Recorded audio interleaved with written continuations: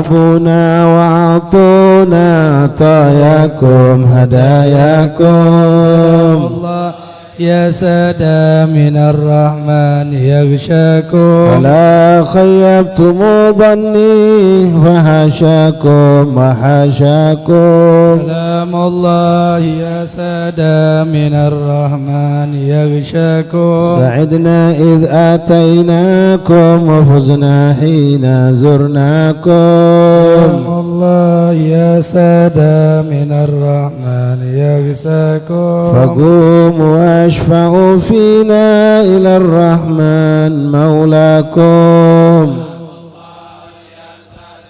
من الرحمن يغشاكم فقوموا واشفعوا فينا إلى الرحمن مولاكم سلام الله يا سادة من الرحمن يغشاكم فقوموا واشفعوا فينا إلى الرحمن مولاكم سلام الله يا سادة من الرحمن يغشاكم عسى نحظى عسى نعطى مزايا من مزاياكم سلام الله يا سادة من الرحمن يغشاكم عسى نظرة عسى رحمة تغشانا وتغشاكم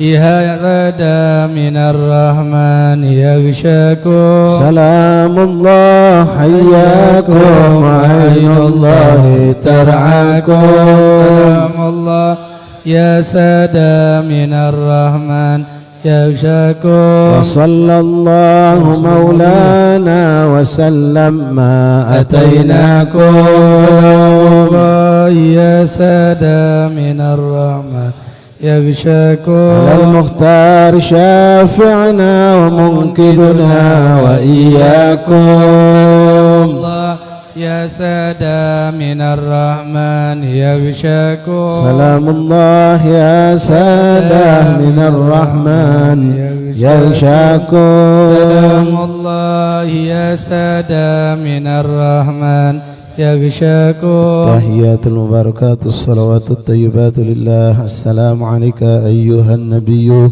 ورحمة الله وبركاته. السلام علينا وعلى عباد الله الصالحين. السلام عليكم يا أولياء الله. السلام عليكم يا خيرات الله. السلام عليكم يا صفات الله. السلام عليكم يا أهل معرفة بالله. السلام عليكم يا من له مقام عالي عند الله. السلام عليكم يا أهل الاستقامة. السلام عليكم يا أهل القلوب السليمة. السلام عليكم يا أهل الكرامة. السلام عليكم يا أولياء الله. السلام عليكم صلوات ربنا عليكم ورحمة ربنا عليكم ومغفرة ربنا عليكم ورضوان ربنا عليكم. السلام عليكم صلوات ربنا عليكم ورحمة ربنا عليكم ومغفرة ربنا عليكم ورضوان ربنا عليكم.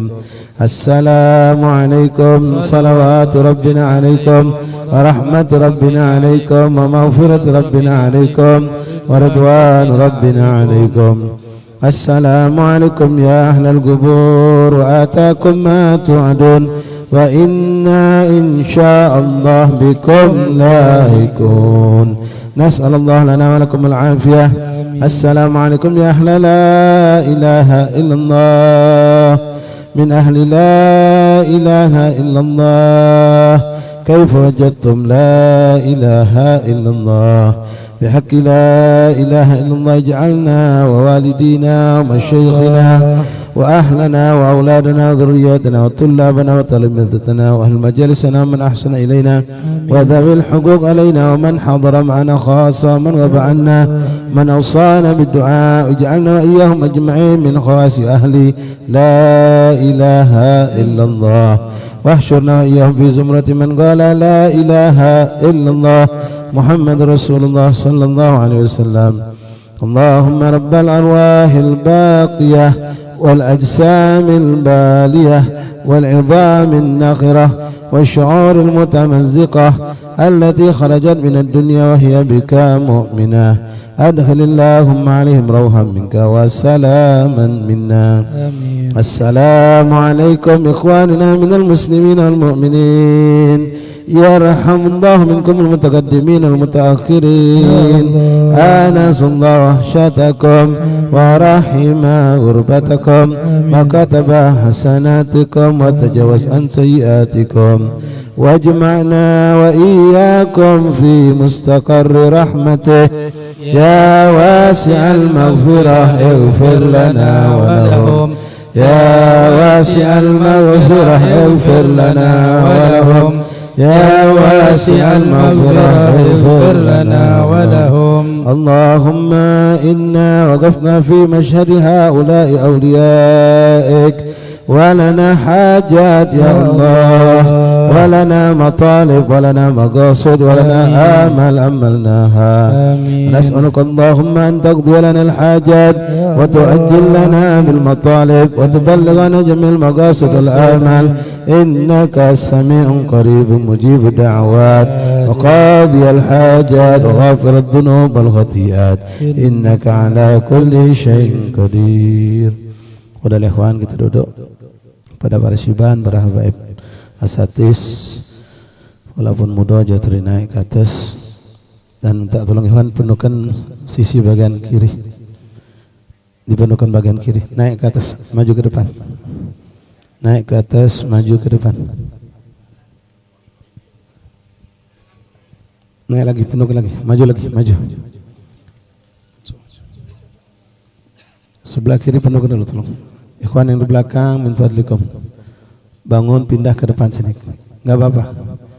Biar nanti yang datang belakangan tidak repot cari tempat. Sebelah kiri bisa di sini, tidak apa-apa. Maju ke atas, maju ke depan, terus.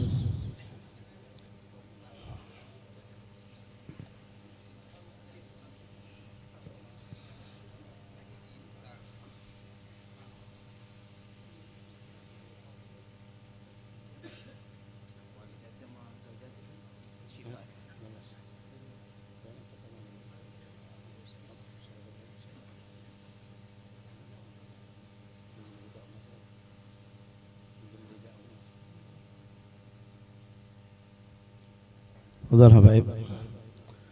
لا إله إلا الله. الفاتحة وياسين والتهليل والتسبيح والتحميد والصلاة على النبي محمد صلى الله عليه وسلم، وما تيسر من الدعاء والأذكار.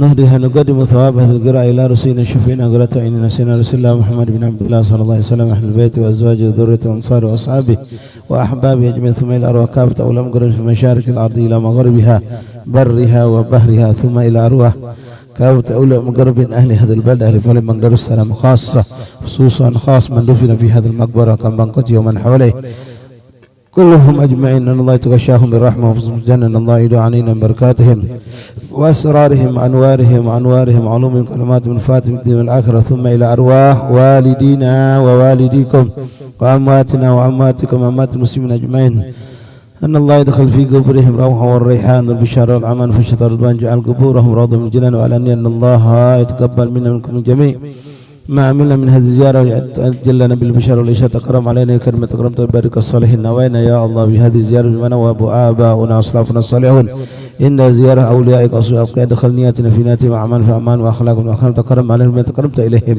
من كمال الإيمان واليقين والتقوى والعفاف والرضا، واقضي حاجتنا حاجة والدينا حاجة مشايخنا حاجة إخواننا أصحابنا أحبابنا كل من أوصانا بدعاء مع السعادة والجمال والأمان والبركة التامة، وارزقنا نظرة خاصة إلى خاصة ومرة خاصة من عندك، تعمل بلطفك وجودك وكرمك من الصالحين، واشف مرضانا يا ربنا، خصوصا من أوصانا من الشفاء، وسيدنا الحبيب عمر بن العزيز بن عبد الرحمن بن شهاب والأحمد بن علي بن حامد، سمية بنت زبدي، أحمد الفكري، آمين، نور جنة بنت عمر بن سلم شهاب، صالحة بنت محمد بن علوي أسقاب، أن الله يشفيهم شفاء عاجلا شفاء لا يغادر سقما ولا علما، يأمن عليكم لتفجر كرامه رزقا كنت صالحة جالبة لكل خير دافعة لكل شر، أنا ولكم مسلمين إلى حضرة النبي فاتحة وياسين. أعوذ بالله من الشيطان الرجيم. بسم الله الرحمن الرحيم. الحمد لله رب العالمين الرحمن الرحيم مالك يوم الدين. إياك نعبد وإياك نستعين. اهدنا الصراط المستقيم صراط الذين أنعمت عليهم غير المغضوب عليهم ولا الضالين. آمين. أعوذ بالله من الشيطان الرجيم. بسم الله الرحمن الرحيم. ياسين والقرآن الحكيم إنك لمن المرسلين على صراط مستقيم.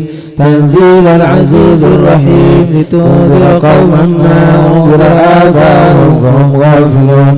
لقد حق القول على أكثرهم فهم لا يؤمنون. إنا جعلنا في أعناقهم أغلالا فهي إلى الأذقان فهم مقمحون. وجعلنا من بين أيديهم سدا ومن خلفهم سدا فأغشيناهم لا يبصرون. وسواء عليهم أنذرتهم أم لم تنذرهم لا يؤمنون.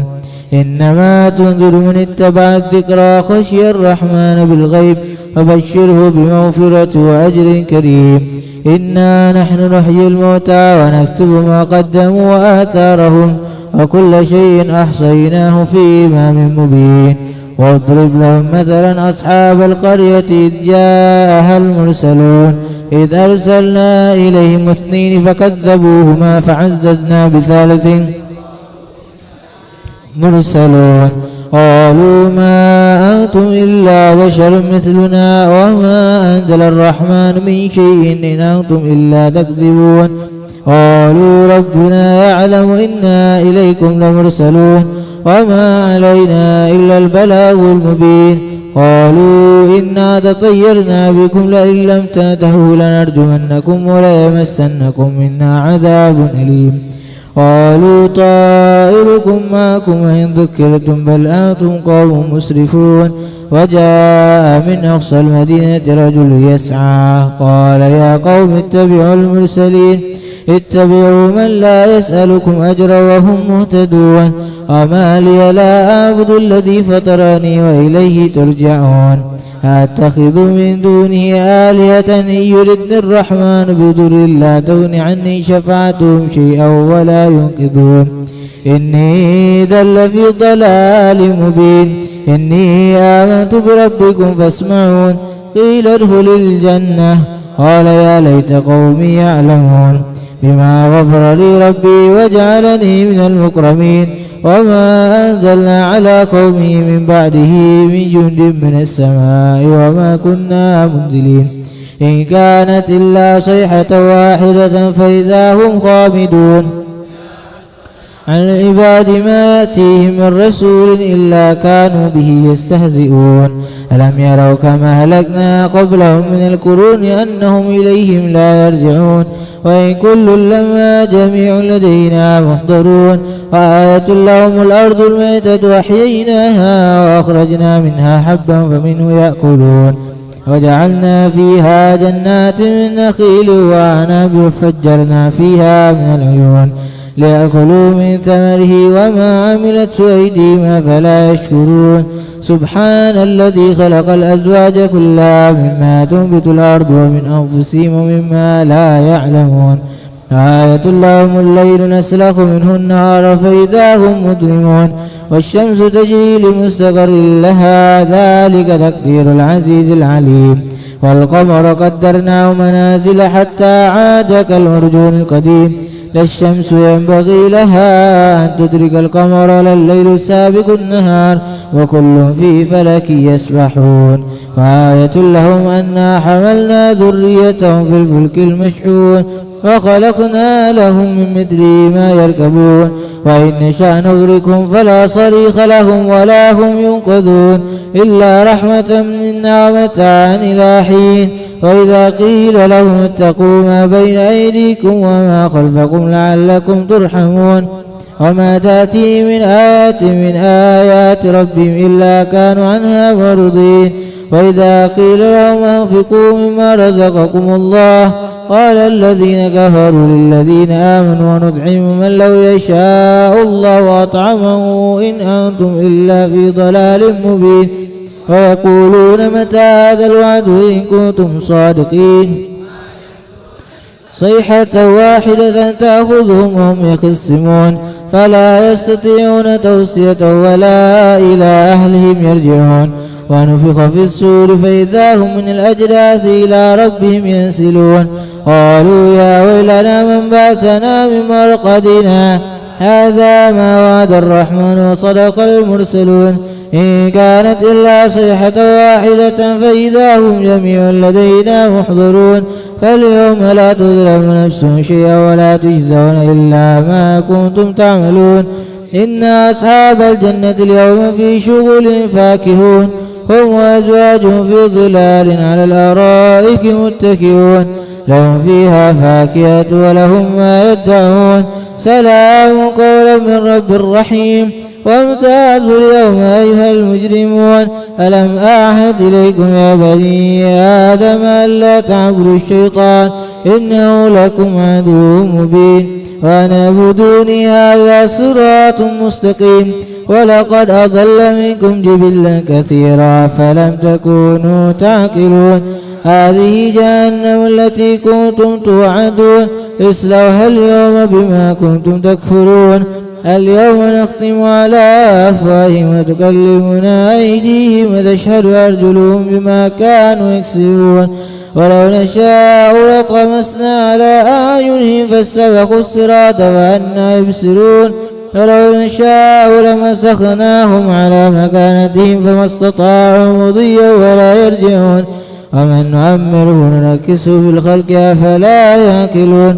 وما علمناه الشعر ما ينبغي له إن هو إلا ذكر وقرآن مبين لينذر من كان حيا ويحق القول على الكافرين إنا عملت أيدينا أنعاما فهم لها مالكون وذللناها لهم فمنها ركوبهم ومنها يأكلون ولهم فيها منافع ومشارب أفلا يشكرون واتخذوا من دون الله آلهة لعلهم ينصرون لا يستطيعون نصرهم وهم لهم جند محضرون فلا يحزنك قولهم إنا نعلم ما يسرون وما يعلنون أولم ير الإنسان أنا خلقناه من نطفة فإذا هو خصيم مبين وضرب لنا مثلا ونسي خلقه قال من يحيي العظام وهي رميم قل يحييها الذي أنشاها أول مرة وهو بكل خلق عليم الذي جعل لكم من الشجر الأخضر نارا فإذا أنتم منه توقدون أوليس الذي خلق السماوات والأرض بقادر على أن يخلق مثلهم بلى وهو الخلاق العليم إنما أمره إذا أراد شيئا أن يقول له كن فيكون فسبحان الذي بيده ملكوت كل شيء وإليه ترجعون صدق الله العظيم برحمتك يا أرحم الراحمين ارحمنا يا أرحم الراحمين ارحمنا يا أرحم الراحمين ارحمنا رحمة الله وبركاته عليكم أهل البيت إنه حميد مجيد إنما يريد الله ليذهب عنكم رجس أهل البيت ويطهركم تطهيرا إن الله وملائكته يصلون على النبي يا أيها الذين آمنوا صلوا عليه وسلموا تسليما اللهم صل أفضل صلاة على أسعد مخلوقاتك حبيب الله سيدنا محمد وعلى آله وصحبه وسلم عدد معلوماتك ومداد كلماتك كلما ذكرك الذاكرون وغفل عن ذكرك الغافلون اللهم صل أفضل صلاة على أسعد مخلوقاتك حبيب الله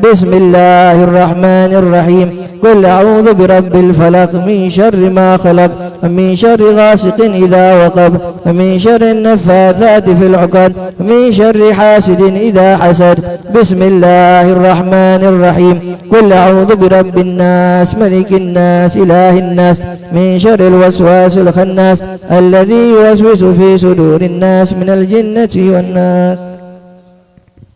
صدق الله العظيم وصدق نبي الكريم نحن على ذلك من الشاهد والشاكر والحمد لله رب العالمين. بسم الله الرحمن الرحيم الحمد لله رب العالمين حمدا يوافي نعمه كافي مزيدا. يا ربنا لك الحمد كما ينبغي لجلالك الكريم وعظيم سلطانك. اللهم صل وسلم على سيدنا محمد في الأولين والآخرين. صل وسلم على سيدنا محمد في النبيين والمرسلين. وصل وسلم على سيدنا محمد في كل وقت وحين. صل وسلم على سيدنا محمد في الملأ الأعلى إلى يوم الدين. صل وسلم على سيدنا محمد حتى ترث الأرض ومن عليها وأنت غير الوارثين.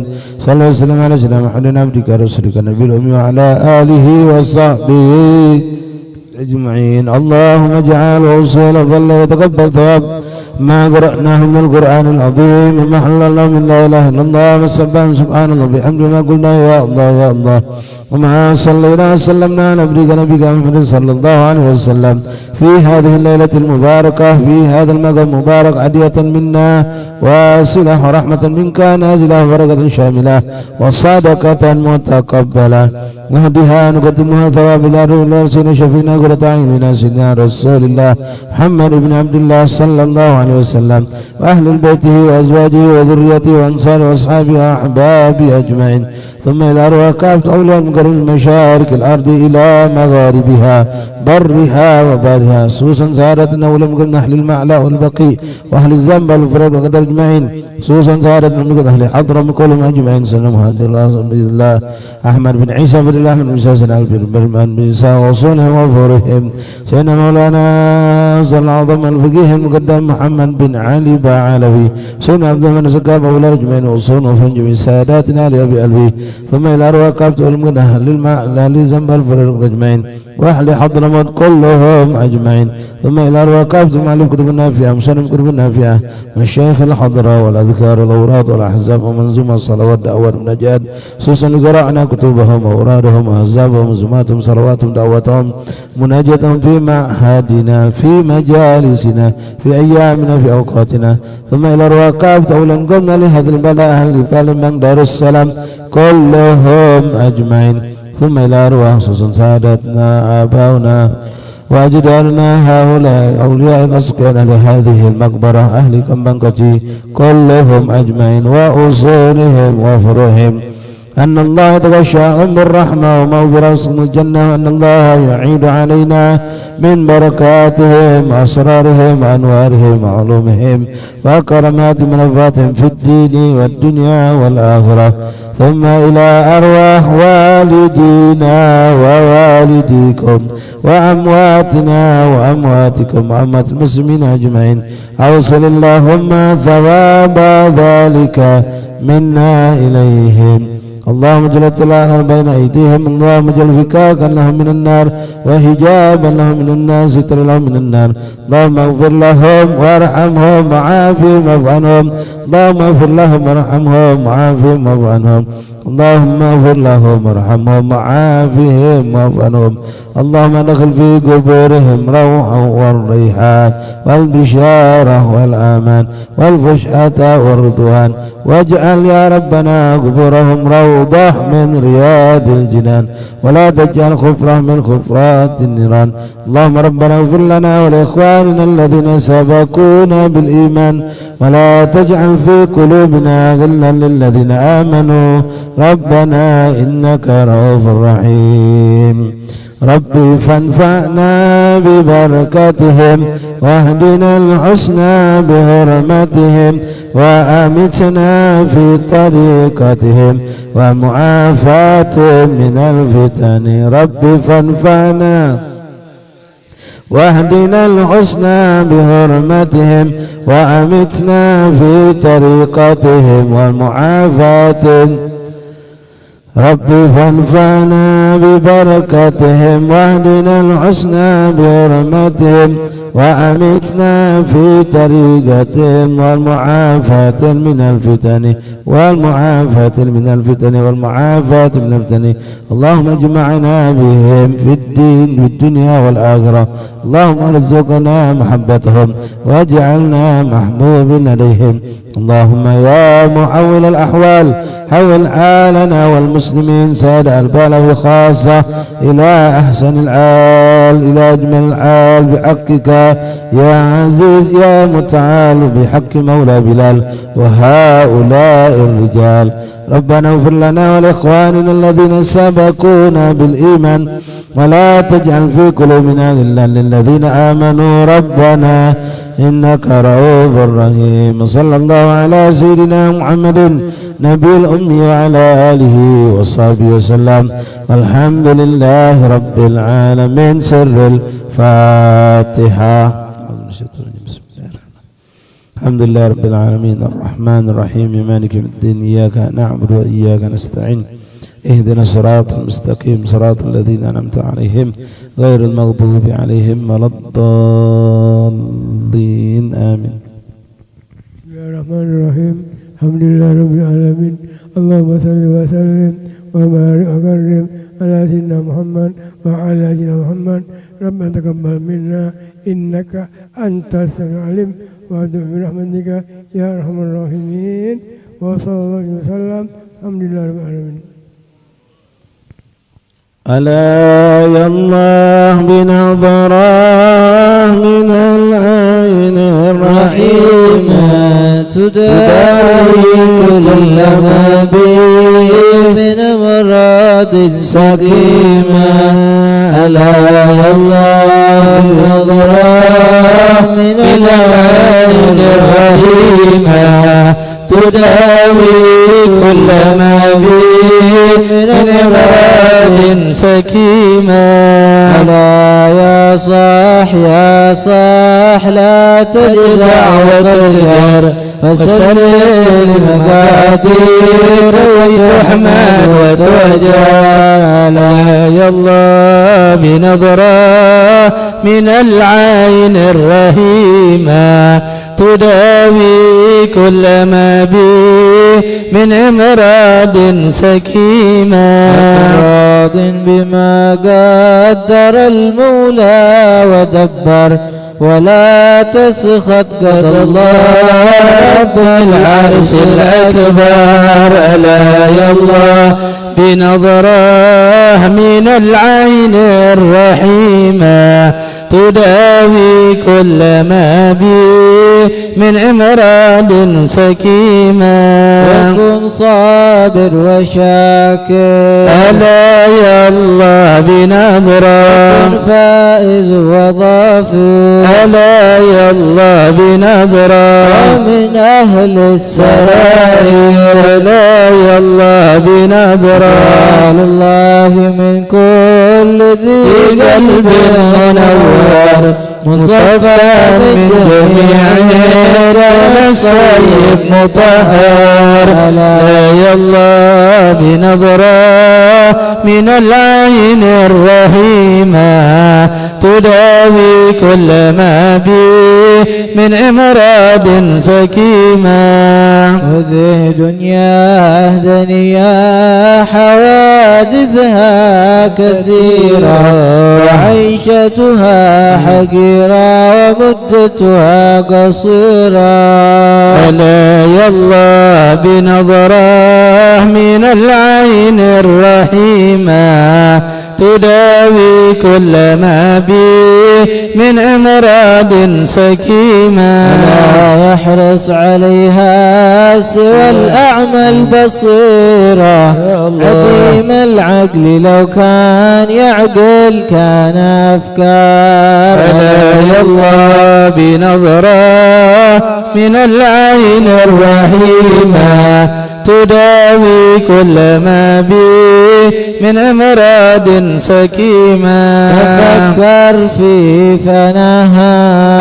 ألا يا الله بنظرة كثرت عناها ألا يا الله بنظرة وفي قلة غناها ألا يا الله بنظرة توبى ثم توبى من منها تعذر وطلقها وفي طاعة الرحمن شمار لا يا الله بنظرة من العين الرحيمة تداوي كل ما بي من امراض سكيمة ألا يا عين جودي بدمع منك سائل على ذاك الحبيب الذي قد كان نازل لا يا الله بنظرة من العين الرحيمة تداوي كل ما بي من امراض سكيمة أنا في المرابع وأمسى سفر راحل وأمسى القلب والبال من بعده مكدر ألا يا الله بنظرة من العين الرحيمة تداوي كل ما بي من امراض سكيمة ولكن حسبي الله ألا يا الله بنظرة كل الأمر لله ألا يا الله بنظرة لا يبقى سوى الله لا يا الله بنظرة يا بشار جادت سحائب رحمة البر وحياهم بروح الرضا ربي وبشار ألا يا الله بنظرة من العين الرحيمة تداوي كل ما بي من امراض سكيمة يا ساداتنا والشيوخ العارفون أهلنا وأحباب هم بقلبي نازلون لا يا الله بنظرة من العين الرحيمة تداوي كل ما بي من امراض سكيمة هم في سرائر فؤادي قاتنون بساحة تربها من ذكي مسك الأعطار ألا يا الله بنظرة من العين الرحيمة تداوي كل ما بي من امراض سكيمة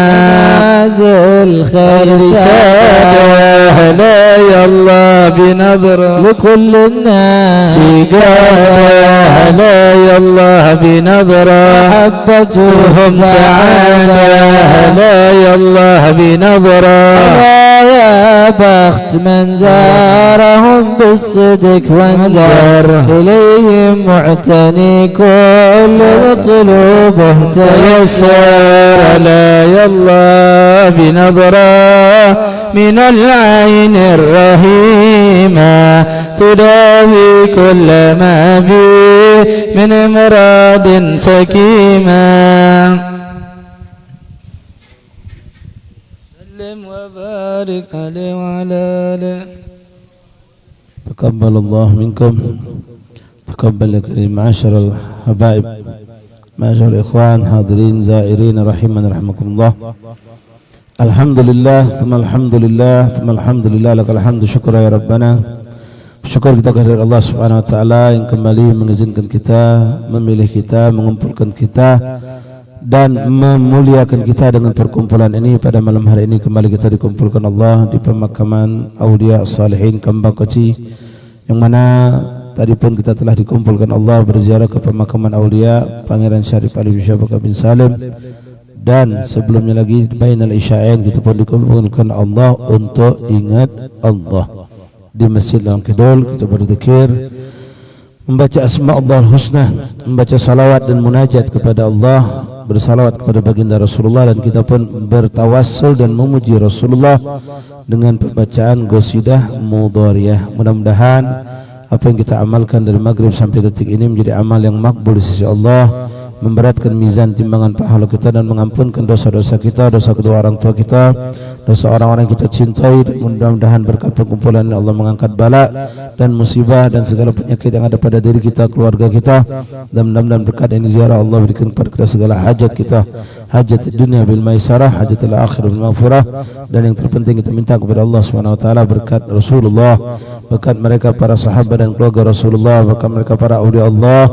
Allah istiqamahkan kita dalam segala ketaatan zahiran wa batinan, amin ya rabbal alamin. Ma'asyiral ahbab rahimani rahimakumullah, sebelum kita membaca sedikit daripada kitab Risalah Adab Sulukul Murid yang dikarang oleh Imam Qutbul Irsyad bin Abdullah bin Abdul Haddad, kita mintakan kepada Ustaz Fadil bin Muhsin Al-Kab untuk menyampaikan sedikit nasihat untuk kita yang mudah-mudahan bermanfaat. Fa'alaihi tafaddal mashkura. Tafadhal. Sallu ala Nabi Muhammad.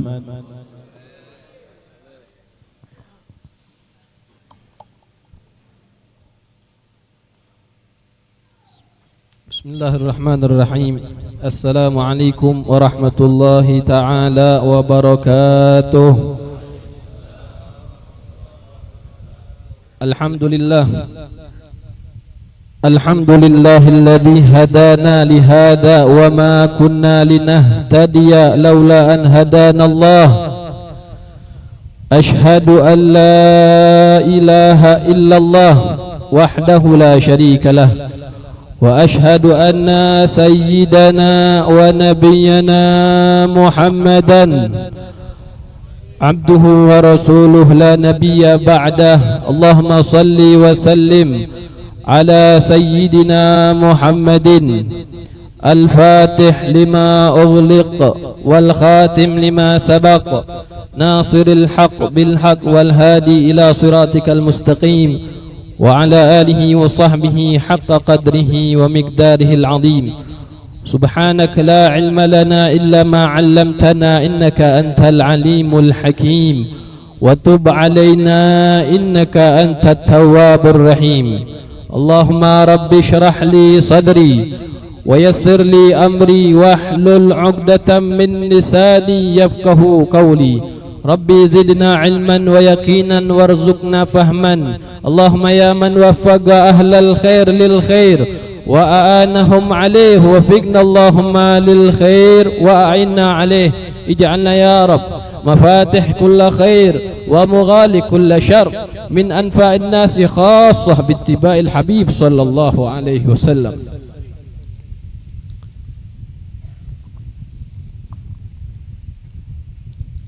اجعلنا مبارك في كل حين وجعلنا قرة العين لسيد المرسلين. اللهم هذا منك وبك وإليك فتقبل منا. وصلى الله وسلم على سيدنا محمد وعلى آله وصحبه وسلم.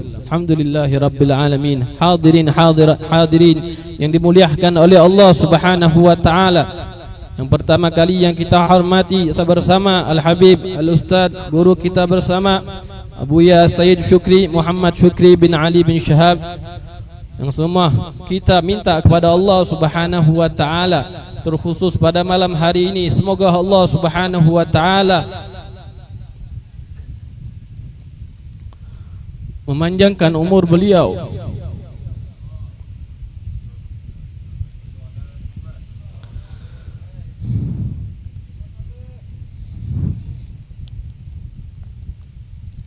dalam keadaan sehat wal afiyah, dimudahkan semua urusan beliau, dikabulkan semua hajat beliau, diberkahi beliau dan keluarganya.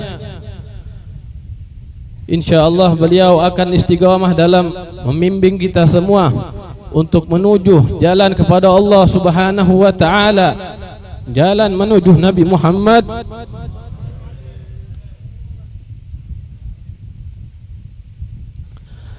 sallallahu alaihi wasallam. Begitu juga orang tua kita Al-Habib Ali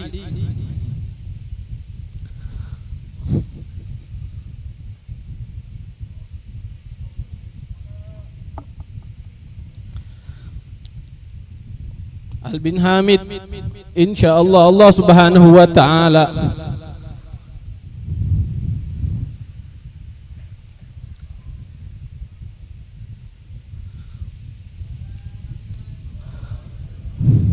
memanjangkan umur beliau dalam keadaan siha wal afiyah, diberkahi umur beliau untuk taat kepada Allah Subhanahu wa taala, taat kepada Rasulullah sallallahu alaihi wasallam, selalu istiqamah untuk menjalankan perintah Allah Subhanahu wa taala, mengikuti sunnah Nabi besar Muhammad sallallahu alaihi wasallam, dan diberikan keistiqamahan untuk mendoakan kita semua umat Nabi besar Muhammad sallallahu alaihi wasallam untuk selalu taat kepada Allah, taat kepada Nabi besar Muhammad sallallahu alaihi wasallam.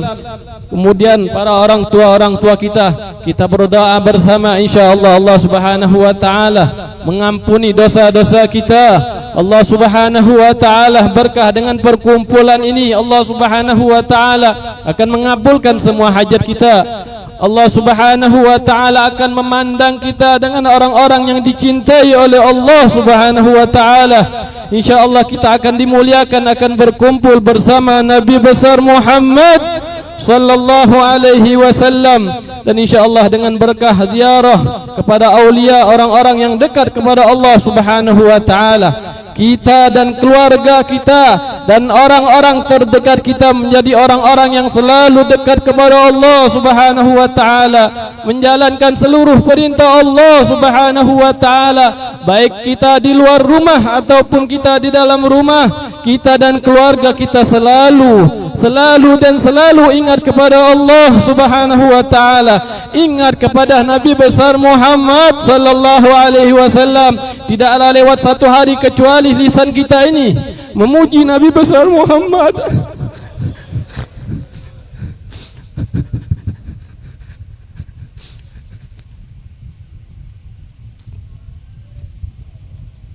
sallallahu alaihi wasallam. Karena pada akhir zaman ini sudah banyak umat Nabi besar Muhammad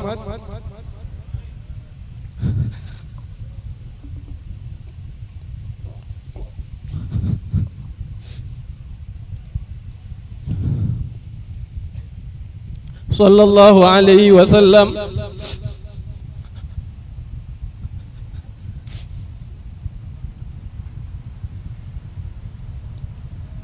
yang telah meninggalkan ajaran Nabi besar Muhammad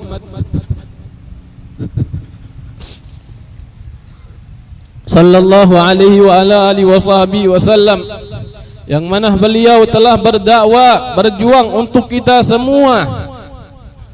Jiwa raga beliau korbankan untuk kita umat Nabi besar Muhammad sallallahu alaihi wasallam, agar kita semua masuk syurga, agar kita selamat dari neraka jahanam. Setiap malam beliau menangis, kaki beliau bengkak menghadap Allah Subhanahu wa taala, mendoakan kita semua agar dosa-dosa kita diampuni oleh Allah Subhanahu wa taala, agar kita diselamatkan oleh Allah Subhanahu wa taala dari api neraka jahanam. Rasulullah sallallahu alaihi wasallam beliau tidak ridha satu pun dari kita umat Nabi besar Muhammad sallallahu alaihi wasallam akan masuk ke dalam nerakanya Allah Subhanahu wa taala.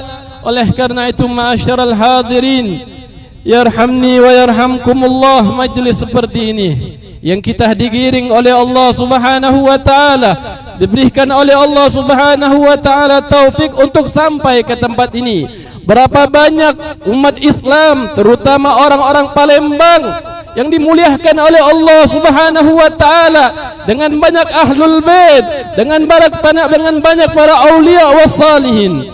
Namun mereka tidak dimuliakan oleh Allah Subhanahu wa taala untuk berziarah ke ini tempat.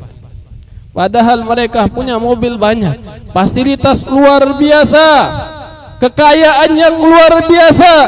Namun Allah tidak memberikan taufik kepada mereka untuk duduk tempat seperti ini.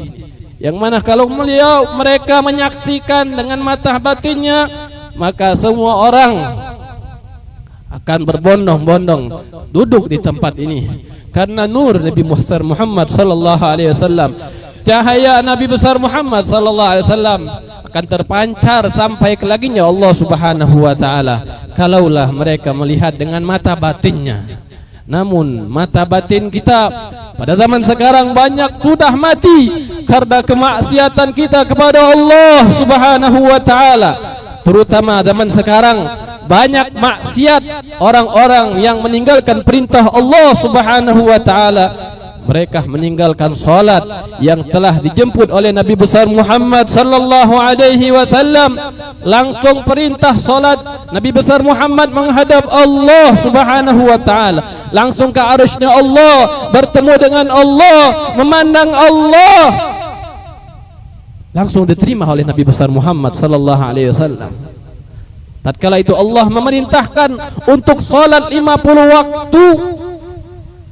Tapi Rasulullah sallallahu alaihi wasallam mendapatkan arahan dari Nabi Ibrahim, Nabi Musa alaihi salam untuk meminta daripada kekurangan salat dari 50 waktu sampailah 5 waktu yang diwajibkan oleh Allah Subhanahu wa taala. Jazallahu anna sayyidina Muhammad sallallahu alaihi wasallam khaira.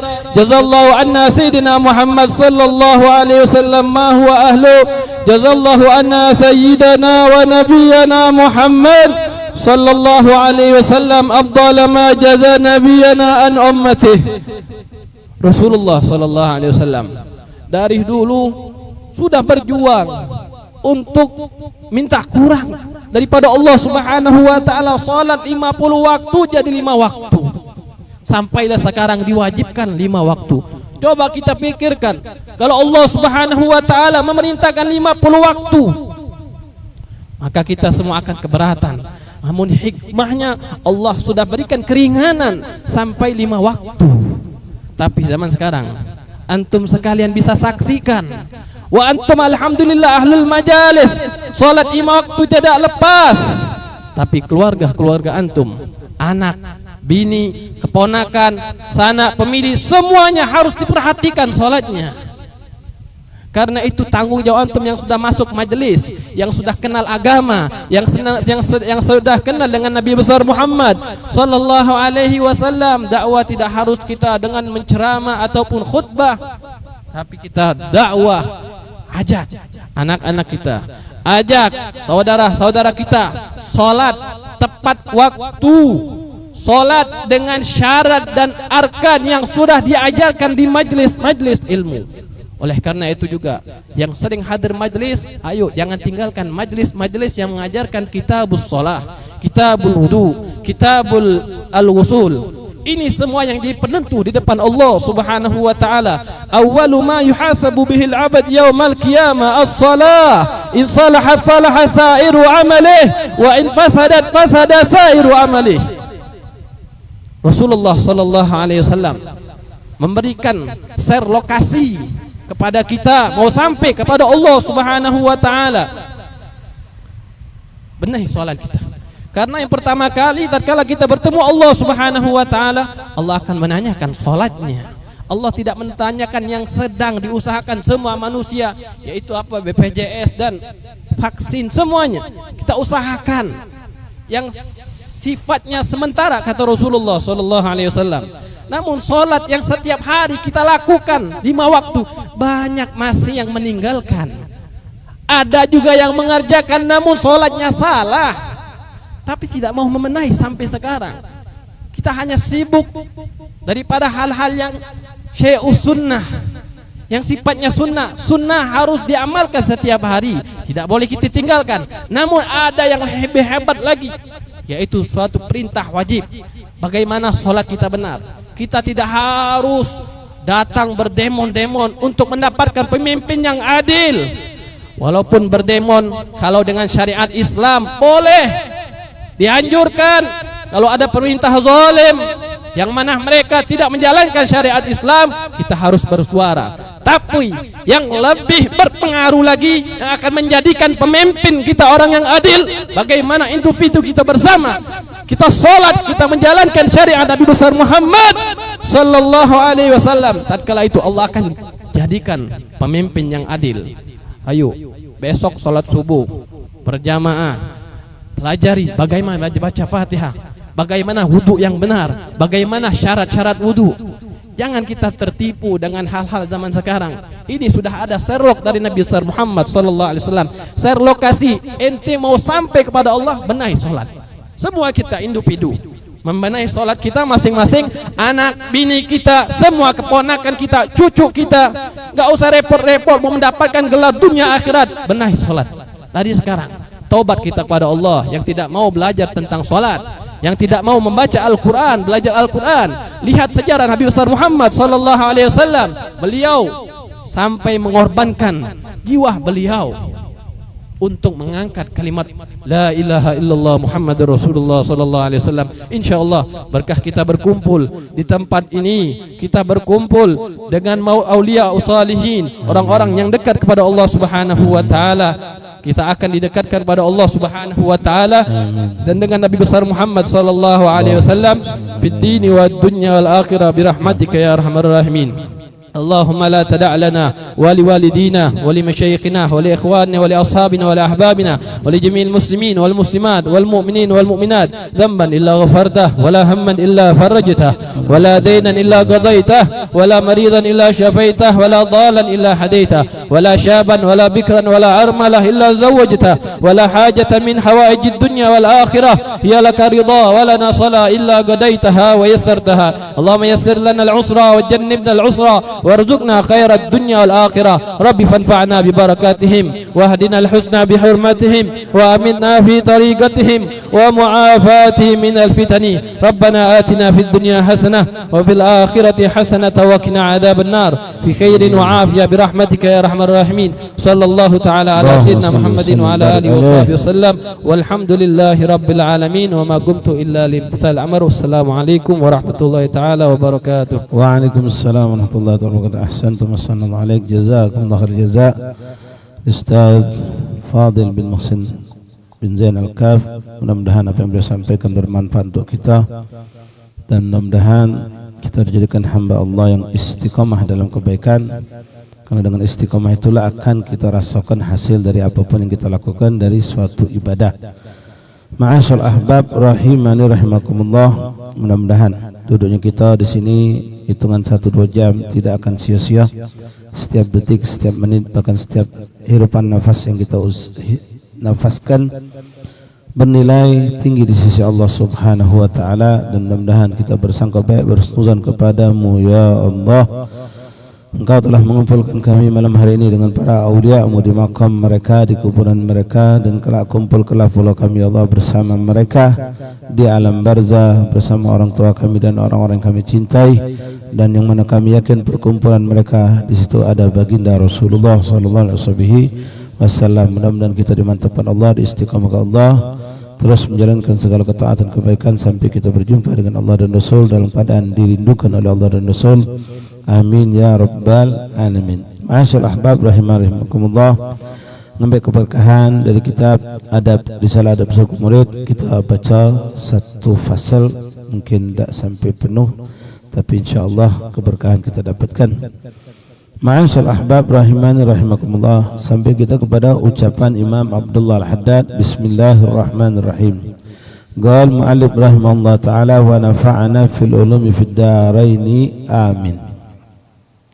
Faslun wa min adarri syai'in 'alal muridi talabuhu lil mukashafat wastiyaquhu ilal karamat wa khawarikil adat wa hiya la tadhharu lahu ma dama mustahiyan lidhuriha li'annaha la tadhhar illa 'ala yadi man yakrahuha wa la yuriduha ghaliban. وقد تقع لطوائف من المغرورين استدراجا لهم وابتلاء لضعفة المؤمنين منهم، وهي في حقهم إهانة وليست كرامات، وإنما تكون كرامات إذا ظهرت على أهل الاستقامة. فإن أكرمك الله أيها المريد بشيء منها فأحمده سبحانه وتعالى. سبحان الله عليه. Ma'asyal ahbab rahimakumullah. Imam Abdullah Al-Haddad mengatakan kepada kita, wa min adarri syai'in 'alal murid, dan termasuk suatu mudarat, suatu hal yang berbahaya bagi seorang murid, Murid itu ya makna murid ya, atau murid dalam makna yang lebih luas itu orang sedang kepengen menuju ke jalan Allah. Dengan dia duduk di majelis, dengan dia memperbanyak ibadah, dengan dia melok mungkin kelompok zikir atau bahkan masuk dalam kelompok tarikat tertentu dengan tujuan ya ikut majelis-majelis seperti itu, tarikat seperti itu, hendaklah dengan tujuan yang baik, tujuan yang benar. Terutama ikhwan yang lebih condong kepada hal-hal yang sifatnya karomah atau khawarikul adat itu, kalau kita masuk kelompok tarikat atau kelompok zikir-zikir tertentu. Kalau orang duduk di majelis taklim jarang kejinguan karomah. Nah, Imam Haddad mengingat kata beliau, wa min adharri syai'in 'alal murid, dan termasuk perkara yang paling berbahaya dan berefek sangat buruk bagi seorang murid itu kalau dia ada tujuan dengan duduknya di suatu majelis zikir atau ikut satu thariqah atau mengamalkan suatu amalan dengan tujuan pengen kasyaf, pengen tembus pacak nyingok dengan mata batin, pengen tahu hal-hal yang gaib, pengen punya karomat. Nah, ini suatu yang berbahaya. Ya, kita kadang-kadang, apalagi kalau antum pernah ikut satu mungkin tarikat yang di situ ada gambarannya, tarikat itu bisa dengan zikir banyak, berpuasa banyak, dengan mujahadah ini dan itu.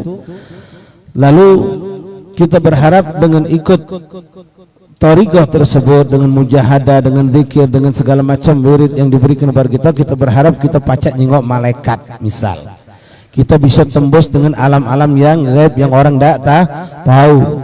Kita pengen kalau doa kita jadi mustajab lalu menjadi dijabah oleh Allah atau hal-hal yang lainnya, maka itu suatu kesalahan yang besar. Itu suatu perkara yang berbahaya kata Imam Haddad. Karena orang boleh jadi akan tergelincir dan jatuh dalam kelalaian, bukan dia nambah dekat, bahkan dia akan jauh dari Allah. Jadi Imam Haddad menyuruh kita beribadahlah engkau, taatlah engkau, bermujahadalah engkau kepada Allah, benar-benar mengharapkan ridha Allah, mengharapkan rahmat Allah, mengharapkan pahala yang dijanjikan Allah, mengharapkan ampunan dosa. Bukan tujuan biar pacak nyingok jin, pacak nyingok malaikat, pacak seperti ini dan seperti itu dengan segala bentuk karomat. Karena Imam Haddad ini mengatakan orang justru yang kepengen itu tidak bakal dapat. Karena karomat yang Allah berikan itu kebanyakan pada orang-orang yang istiqomah, yang tidak menginginkan karomat itu datang kepada mereka. Kenapa? Mereka takut. Apalagi kalau karomat itu dimunculkan Allah di halayak ramai. Di halayak ramai. Kalau memang Allah menghendaki, mereka diberikan Allah keimanan yang mantap kuat, mereka tidak akan mengalami suatu keburukan. Tapi orang-orang yang masih fil bidayah, masih baru meniti jalan Allah, lalu muncul suatu keajaiban pada dirinya, boleh jadi ini orang langsung akan jatuh, dia akan menjadi maghrur, lupa di diri. Imam Haddad mengatakan, wahya la tadharu lahu madama mustahiyan bidhuhuriha. Ini tidak bakalan dapat tuh karomat kalau ente pengen dapat. Tapi kalau ente tidak menginginkan itu, dia akan diberikan oleh Allah untukmu kalau memang itu bermanfaat. Kalau tidak bermanfaat untuk orang yang memang tidak menginginkan, ini tidak akan diberikan Allah. Karena Allah lebih tahu yang mana yang berbahaya, yang mana yang bermanfaat untuk seorang hamba. Sebagaimana Imam bin Athaillah Sakandari pernah mengatakan dalam hikam beliau yang maknanya kurang lebih, kam mimman kushifa lahul ghita sara lahul hijab. Kam mimman kushifa lahul hijab sara lahul hijab. Berapa banyak orang yang terbuka hijab, bisa melihat hal-hal macam-macam, atau doanya jadi mustajab, atau dia muncul satu khawarikul adat karomat, justru itu menjadi hijab dia sama Allah Subhanahu wa ta'ala.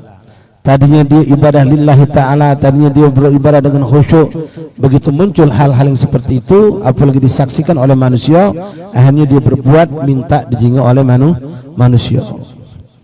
Ini mengerikan ikhwan rahimakumullah.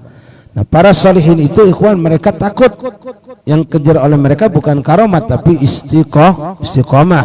Apalagi mereka semua tahu bahwasanya istiqomah khair min ahli ibn alfi karomah. Banyak cerita tentang mereka para salihin, para aulia Allah itu. Mereka tidak mau menampakkan karamat, tapi kadang-kadang Allah menghendaki. Bahkan kita saksikan ikhwan, kalau kita buka sejarah kehidupan sahabat Rasulullah, itu yang nampak punya karamat ada, tapi tidak banyak dan tidak sebanyak dekade tabi'in. Tabi'in itu tidak jumpa Nabi, jumpa dengan sahabat. Mulai dekade tabi'in, tabi'in terus ke bawah, itu lebih banyak lagi yang punya karamat khawarikul adat. Tapi yang hidup di zaman Rasulullah bukan tidak ada, sahabat punya karamat ada, tapi kalau dihitung kita kumpulkan tidak sebanyak yang muncul di tangan para tabi'in. Kenapa? Karena kata ulama, mereka yang hidup di zaman sahabat itu memiliki keimanan yang kokoh, yang sangat hebat. Cukup mereka memandang, melihat Rasulullah, menyaksikan apa itu yang ada pada Rasulullah, dan mereka tidak perlu adanya suatu yang bentuknya karamah. Iman mereka sudah mantap. Nah, orang-orang yang hidup setelah mereka, para tabi'in, itu tidak sekuat iman mereka para sahabat. Maka kadang-kadang di dalam berdakwah menyampaikan tentang risalah ini kepada orang-orang awam ini kadang-kadang tidak akan percaya kecuali nyingok dulu, macam kita hidup zaman sekarang. Kalau diceritakan ini waliullah, keramatnya apa? Kita tanya langsung, keramatnya apa? Bukan mujahadahnya apa? Bukan. Kalau sudah lihat contoh khawarikul adat, karamat, langsung kita katakan ini wali, padahal belum tentu orang itu wali, karena kita punya standar. Seperti yang kami sampaikan beberapa pertemuan di majelis MTRI di tempat Al-Imam Taufik dari kitab Risalatul Mu'awana Imam Haddad. Kita punya standar untuk menyatakan ini orang punya kelebihan, tembus, ucapannya benar, apa yang di hati kita bisa dia baca, bahkan dia bisa jalan di atas air, bisa terbang di langit, bisa merubah pasir dari jadi butiran mutiara, batu bisa jadi emas. Jangan kau langsung katakan mereka wali Allah, boleh jadi mereka wali syaitan. Ketika kita lihat ternyata mereka tidak menjalankan syariat Allah. Orang kafir juga diberikan Allah kelebihan. Yahtassu birahmatihi may yasha. Umum, siapapun boleh diberikan Allah kelebihan. Ente bisa lihat biksu-biksu itu, mereka juga bisa nyembuhkan uang lompong, bisa berdiri. Orang-orang yang di luar Islam banyak memiliki kelebihan-kelebihan, tapi yang membantu mereka bukan Allah. Yang membantu mereka syaitan atau jin atau hal-hal yang bukan menghambakan diri kepada Allah. Nah, kita punya standar. Pertama, mukminkah mereka? Kalau mereka itu mukmin, boleh jadi itu suatu karamah. Tapi kita lihat lagi, kita saring lagi, menjalankan syariatkah mereka itu? Kalau mereka menjalankan syariat Allah, tidak melalaikan apa yang diwajibkan Allah, bahkan mereka menghiasi diri mereka dengan sunnah Rasulullah dan kuat mengikuti sunnah Nabi, boleh kita katakan ini waliullah. Tapi kalau mereka tidak menjalankan syariat Allah atau menjalankan syariat sekedarnya dan mereka tidak peduli dengan sunnah Rasulullah, tidak langsung kita katakan mereka adalah waliullah. Boleh jadi itu istidraj, suatu tipu mustihad yang Allah berikan. Nah, ikhwan rahimakumullah, mereka para aulia itu tidak mau nunjukkan karamah. Seperti dikatakan, seperti perempuan kalau datang haid, dia malu kalau ada orang tahu. Kalau ada wali yang pengen nunjuk ke karamah, kata mereka para wali itu seperti anak kecil yang masih suka dengan permen, atau masih kaliber cetek istilahnya itu. Kalau yang pengen nunjukkan karamah, kelebihan segala macam, nah, mereka tidak mau seperti itu. Kalaupun mereka munculkan untuk suatu dalil tentang kebenaran thariqah mereka, untuk menundukkan musuh-musuh mereka, seperti para aulia, para salihin yang masuk ke negeri ini. Di negeri ini orang Hindu, orang Buddha itu punya kelebihan macam-macam. Ada yang bisa jadi macan, ada yang bisa jadi buaya, ada yang bisa terbang, ada yang bisa macam-macam. Nah, mereka aulia salihin pun dibekali Allah dengan karamah untuk menundukkan mereka tadi. Tapi ketika tidak dibutuhkan, mereka tidak ditampakkan oleh Allah karamah tersebut. Ada cerita yang unik di zaman Al-Imam Habib Tahir bin Husain bin Tahir di Hadramut di Mesile, kakaknya Habib Abdullah bin Husain bin Tahir. Itu Habib Tahir bin Husain bin Tahir, beliau sedang duduk rohah majelis sama murid-muridnya di tempat yang terbuka. Nah, di kampung beliau itu Mesile itu banyak gunung-gunung. Di Hadramut itu banyak gunung-gunung, cuma bedanya gunungnya gunung batu cadas, bukan macam kita gunung dengan pohon yang indah segala. Di Hadramut tidak kata itu, gunung apa kata batu berbentuk gunung warna coklat atau hitam. Nah, Ketika Habib Thahir bin Husain bin Thahir sedang ngajar menceritakan tentang karamatul auliya, lalu Habib Thahir ini ngomong sama murid-muridnya, mereka para aulia Allah itu saking dekatnya mereka kepada Allah, kalau mereka berkata kun fayakun, apa yang mereka katakan terjadi bakal terjadi dengan izin Allah. Seandainya seorang wali Allah itu mengatakan kepada gunung, wahai gunung bergeraklah kau, ini beliau ngasih contoh kepada murid-muridnya. Kalau seorang wali Allah itu ngomong, gunung bergeraklah engkau, subhanallah, beliau ngomong macam itu, gunung bergerak. Ustaz kata beliau, diam, aku tidak nyuruh kau bergerak, aku cuma nunjuk contoh. Ibnu Thahir bin Husain, aku tidak nyuruh kau bergerak katanya, dia cuma nunjuk contoh. Seorang wali Allah itu kalau nyuruh gunung bergerak, bergerak gunung itu. Pas beliau nunjuk contoh, gunung itu tiba-tiba bergerak. Nah, aulia Allah itu menutup diri mereka hewan, tidak mau menampakkan karena mereka tahu fitnah luar biasa. Apalagi na'udzubillah nastaghfirullahaladzim, kita yang hidup di zaman sekarang kadang-kadang na'udzubillah merendahkan derajat seorang wali.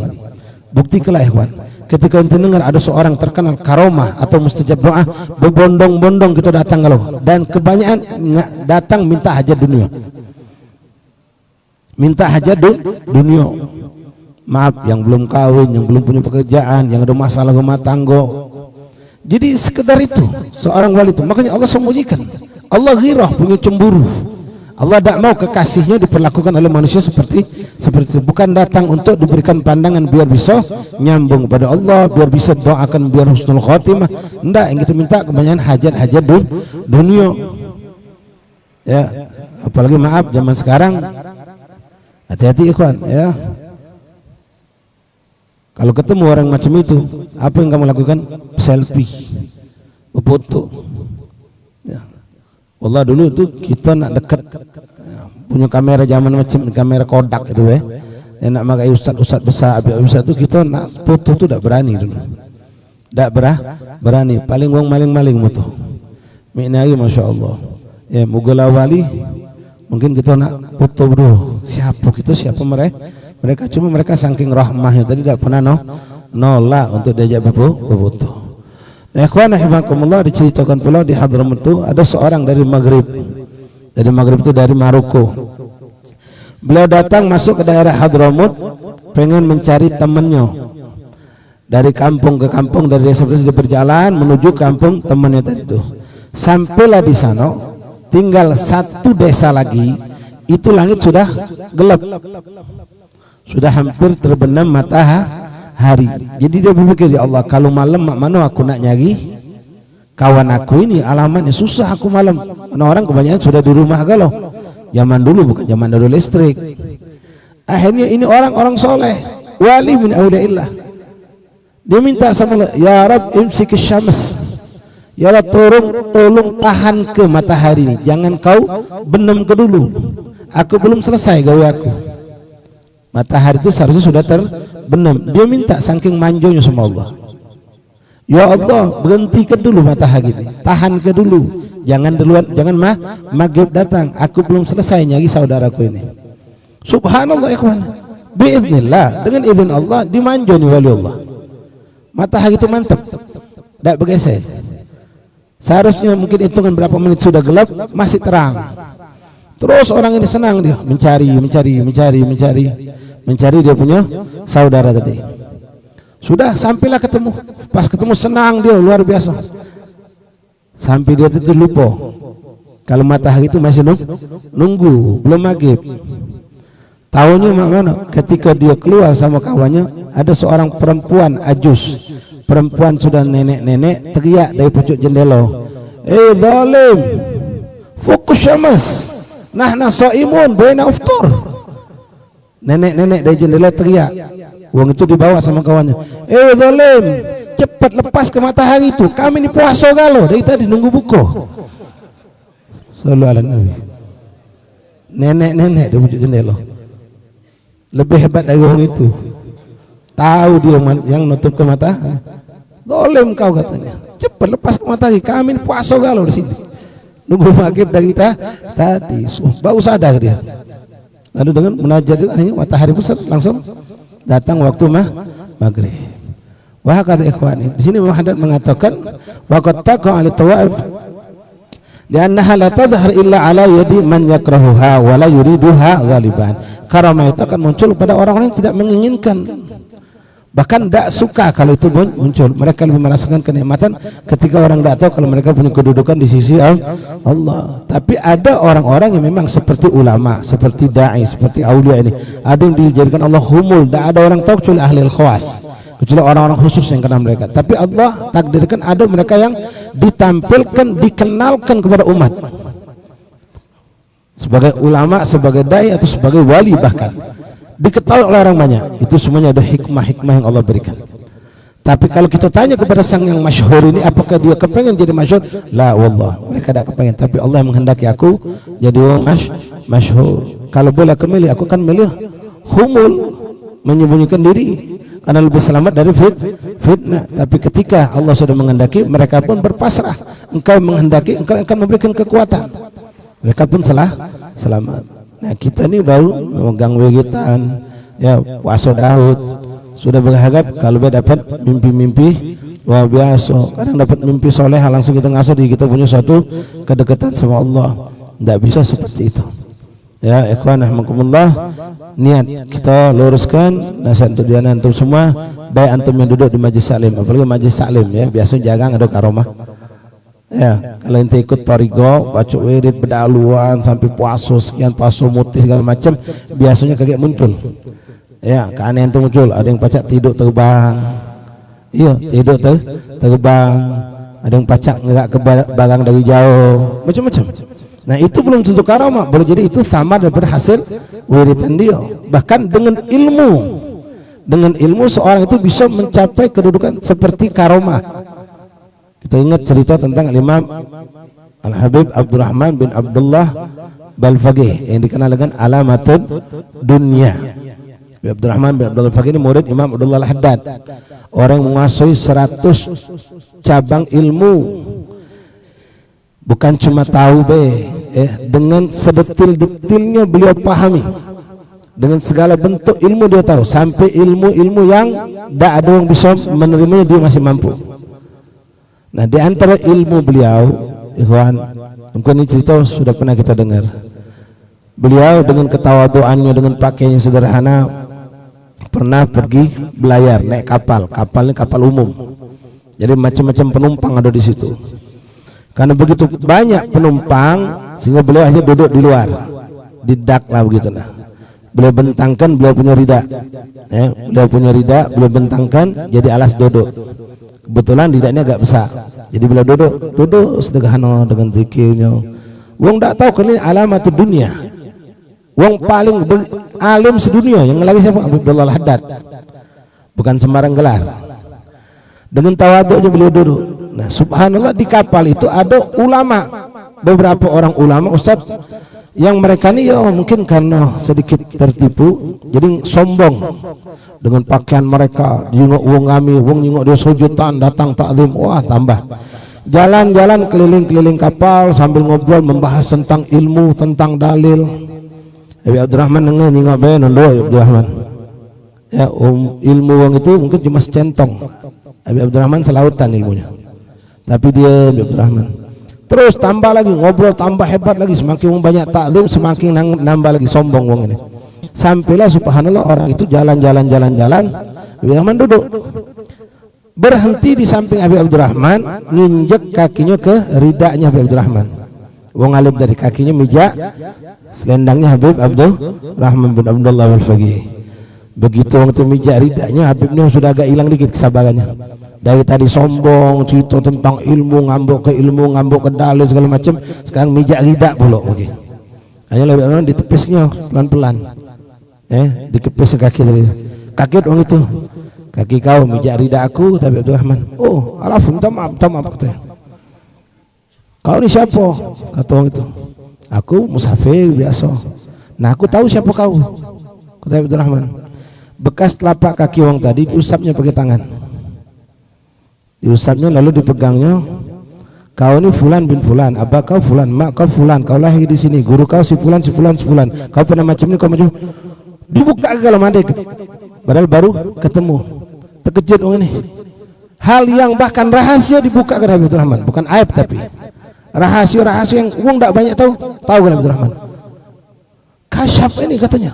La wallah, mau kasyaf. Hada ilm. Ini bukan kasyaf, ini ilmu yang aku miliki.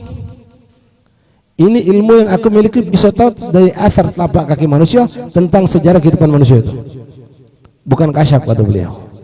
Ini bukan karamah, bukan kasyaf, tapi ilmu. Nah, ilmunya ulama itu sampai segitu hebatnya. Ya. Jadi nasihat buat kita semua ikhwani, apalagi model kita kan hobi ziarah nih. Biasanya kalau sudah ziarah duduk lama, pengen dapat wangsit ujung tuh. Ya, balik kalau mimpi Habib itu, kalau jangan diminta ikhwan. Ya justru kita minta tidak datang. Tidak usah minta. Lillahi ta'ala aku ziarah wali, pengen dekat sama Allah, pengen dapat berkah wali.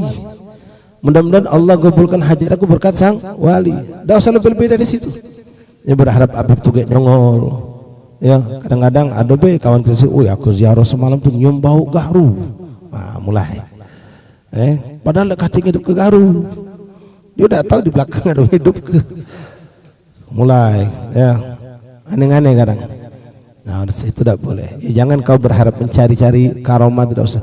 Berbuatlah lillahi ta'ala dan usahakan untuk istiqomah. Itu lebih dari karomah. Ya. Bahkan kita lebih takdim diajarkan oleh guru kita dan ini ajaran dari Rasulullah, para salaf untuk memuliakan menghormati ahli istiqomah itu lebih daripada ahli karomah. Bahkan mereka itu tidak bakal dapat karomah kecuali lewat istiqomah, dan mereka tidak pernah menginginkan karomah itu muncul. Ya, bahkan terlintas, ya Allah jangan tunjuk ke karomah aku bela kaki habis meninggal bela, ya Allah tunjukkan idah. Ya, setelah wafat pun mereka tidak mau karomah mereka muncul kecuali kalau Allah memang menghendaki hal seperti itu. Ma'asyiral ahbab rahimani rahimakumullah. Jadi kata beliau wala riduha ghaliban, kebanyakan mereka yang diberikan Allah karamah itu bukan dengan keinginan mereka, kecuali memang darurat atau untuk mendekatkan orang yang jauh biar dekat. Kadang-kadang memang kita ini manusia nyingok dulu baru percaya, baru pengen cinta. Cuma akhirnya kita banyak terhijab dari keberkahan wali. Kalau kita baru nak ngaku wong tu wali, orang tu dekat sama Allah, nunggu adanya karomat, inti bakal jauh dari Allah. Kenapa?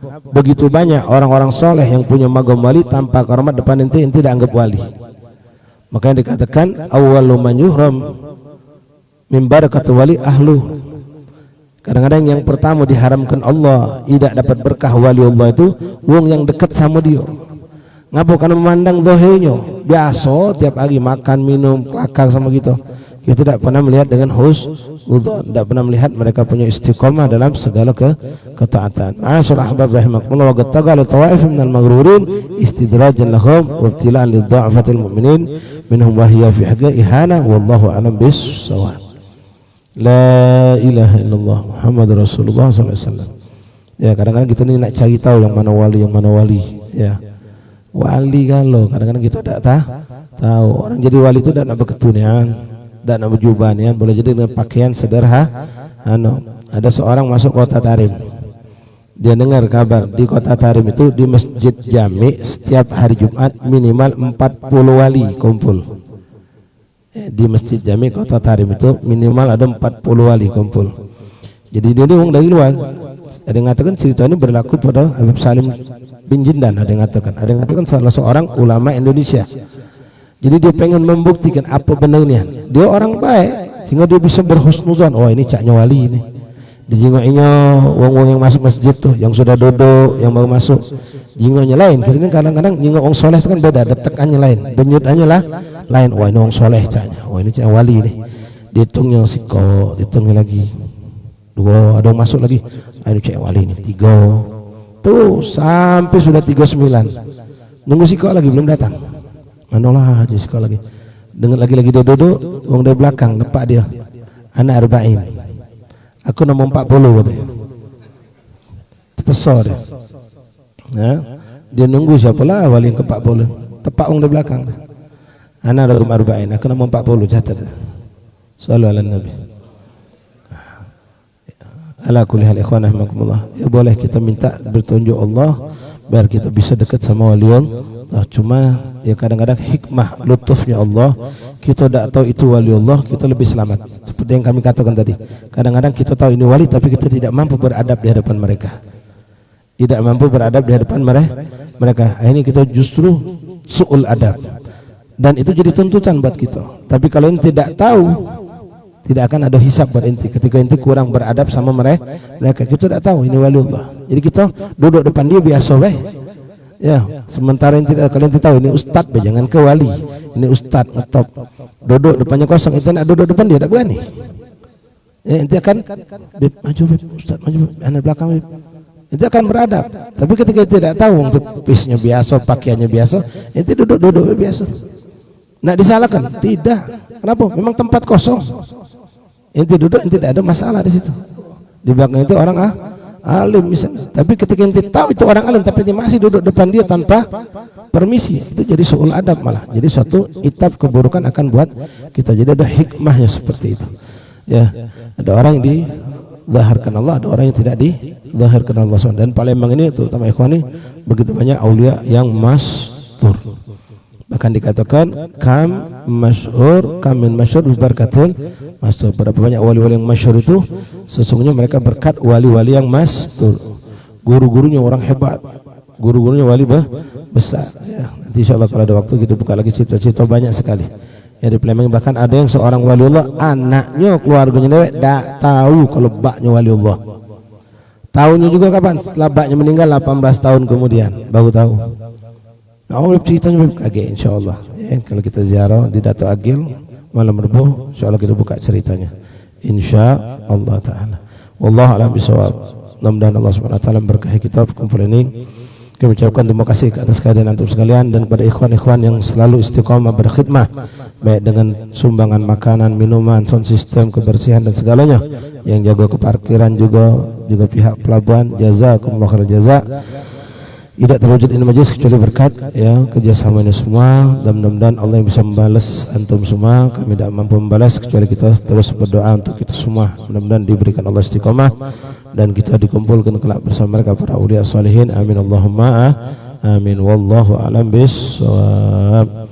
Fadhal ikhwan sambil bikin halaqah satu nampan 4 orang ya, kalau bisa ya, nampan lah turun. Gosida belum selesai jangan makan dulu ya, habis gosida selesai Fatihah baru makan kalau bisa. Kalau tak kuatnya dilejuklah ya. Wallahu a'lam bishawab. Allahu Allahu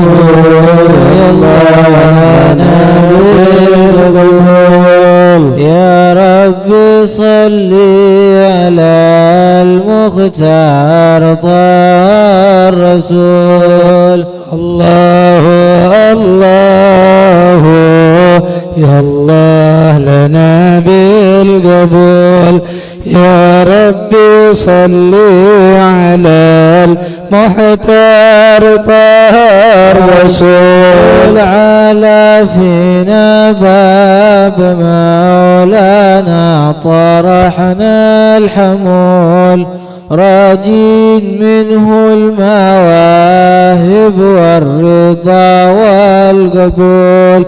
يا فارج يا خير معطي هب لنا كل سول واختم لنا منك بالحسنى نهار القفول. وهب لنا القرب منك واللقاء والوصول. عسى نشاهدك في مرآة طه الرسول.